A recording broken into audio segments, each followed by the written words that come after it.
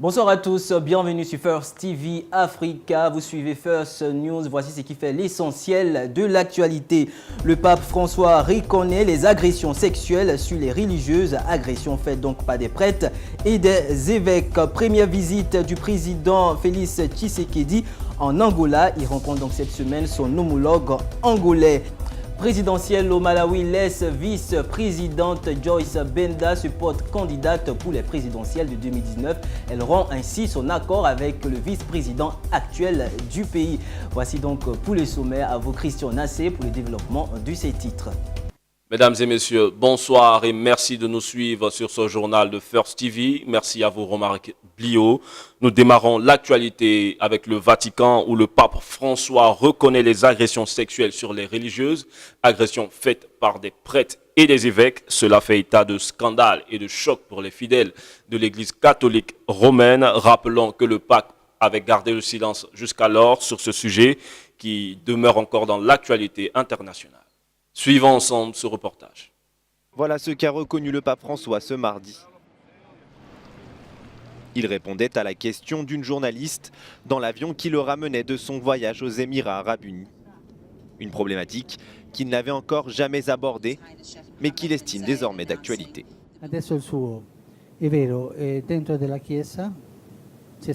C'est vrai qu'au sein de l'Église, il y a eu quelques religieux, et dans certaines cultures plus que d'autres. Cela ne concerne pas tout le monde, mais il y a eu des prêtres et aussi des évêques qui ont fait cela. Je ne peux pas le nier, c'est la vérité. Devons-nous faire quelque chose de plus? Oui. En avons-nous la volonté? Oui. Cela fait longtemps que nous travaillons sur ce dossier. Abbiamo la volontà, sì, ma è un cammino che viene da dietro. François a rendu hommage à Benoît XVI. Selon lui, son prédécesseur a eu le courage de dissoudre une congrégation féminine où s'était installé un esclavage sexuel de femmes par des clercs. Le pape tiendra fin février un sommet sur la protection des mineurs. Nous sommes à présent en Côte d'Ivoire où les enseignants du primaire et du préscolaire public observent depuis cette semaine une grève illimitée pour réclamer de meilleures conditions de vie et de travail. Ils rejoignent ainsi leurs amis du secondaire qui sont en arrêt depuis le 22 janvier 2019. Et selon certains porte-parole de l'intersyndicale de l'enseignement préscolaire et primaire de Côte d'Ivoire, la grève est largement suivie dans tout le pays et les enseignants revendiquent la suppression des cours du mercredi et l'organisation des concours exceptionnels de promotion dans les emplois de l'enseignement préscolaire. Ces enfants du primaire ne verront pas leurs enseignants. Ces derniers observent un mot d'ordre de grève depuis lundi. Ils protestent contre le non-respect des engagements pris par leur ministre de tutelle. Depuis quelques années, le milieu de l'enseignement connaît beaucoup de troubles, malgré la trêve sociale signée en 2012 entre les syndicats et le gouvernement ivoirien, une situation que déplorent notamment toutes les couches sociales. Au nombre de ces revendications, entre autres, la suppression des cours du mercredi, l'organisation des concours exceptionnels de l'enseignement dans les grades, la promotion des instituteurs.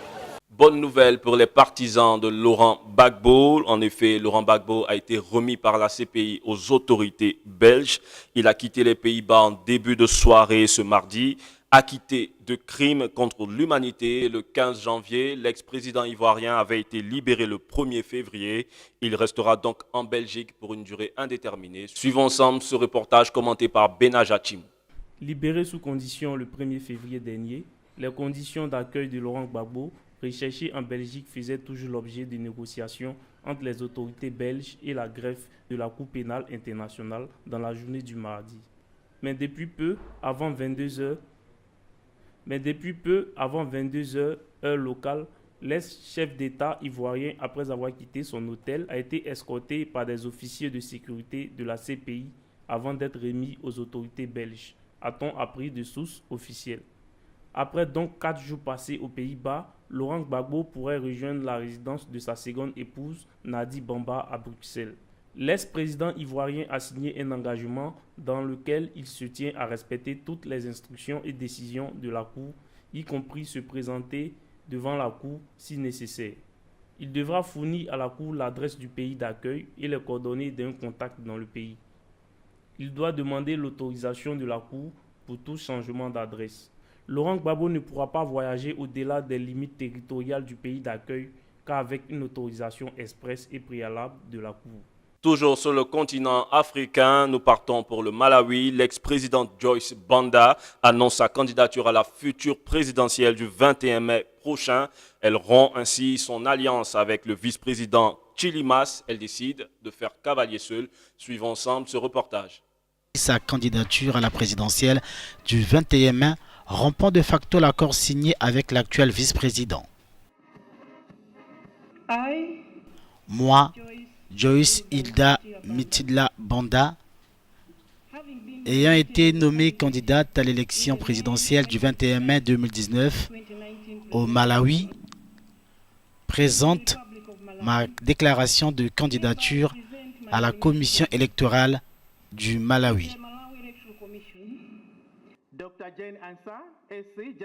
Vice-présidente du Malawi, Joyce Banda, 68 ans, avait succédé au président Bingu wa Mutharika en 2012, devenant ainsi la première femme à occuper le fauteuil présidentiel dans son pays. Elle a perdu les élections de 2014. Son image a été ternie par des accusations de corruption. Banda est rentrée au bercail en 2018 après 4 ans d'exil. À présent, nous allons hors des frontières africaines, précisément en France, où des manifestations ont eu lieu dans plusieurs villes. Des grèves et des barrages filtrants se sont déroulés ce mardi partout en France à l'appel de la CGT, Solidaire et Organisation de Jeunesse, mais aussi pour la première fois des représentants du mouvement né en novembre qui jusqu'à présent regardaient les syndicats avec méfiance. Près de 300 000 personnes ont manifesté dans 200 villes pour réclamer une augmentation des salaires et plus de justice fiscale selon la centrale de Montreuil. Plus de 160 manifestations étaient prévues et des préavis de grève ont été déposés, notamment dans la fonction publique à la SNCF, Radio France, la Tour Eiffel était également fermée. Suivons ensemble ce reportage.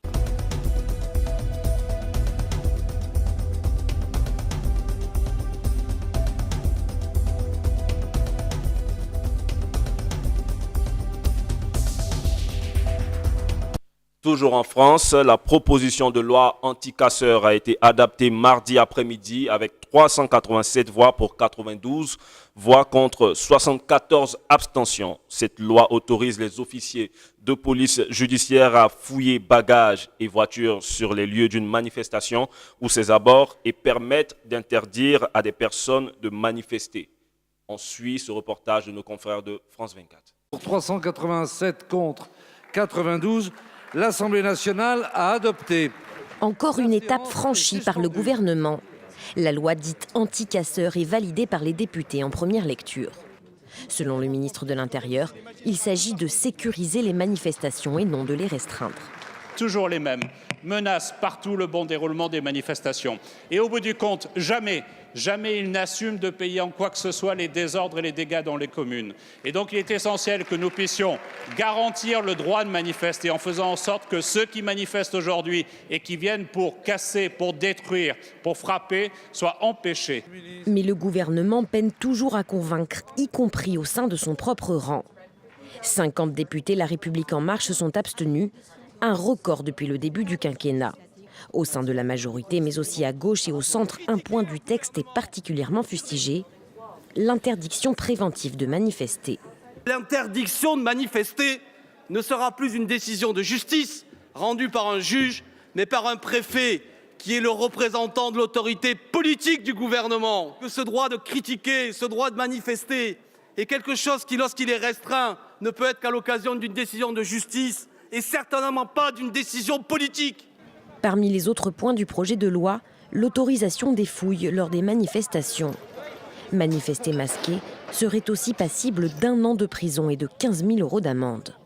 Le texte doit encore retourner au Sénat avant de revenir à l'Assemblée. Sa version finale sera connue dans plusieurs mois. Nous terminons ce journal avec l'actualité du président américain. En effet, Donald Trump s'est exprimé pendant près d'1 heure et demie devant le Congrès et les membres du gouvernement et de la Cour suprême ce mardi 5 février à l'occasion du discours sur l'état de l'Union. 2 points essentiels sont sortis de son discours. La date de sa prochaine rencontre avec le dirigeant nord-coréen les 27 et 28 février au Vietnam et aussi la construction du mur de séparation, donc la frontière avec le Mexique. Comme à l'accoutumée, le président américain entre au Congrès sous une ovation. Et pour son deuxième discours sur l'état de l'Union, Donald Trump s'est voulu rassembleur. D'entrée de jeu, il a appelé élus républicains et démocrates à l'unité, une dizaine de jours après le plus long shutdown de l'histoire des États-Unis.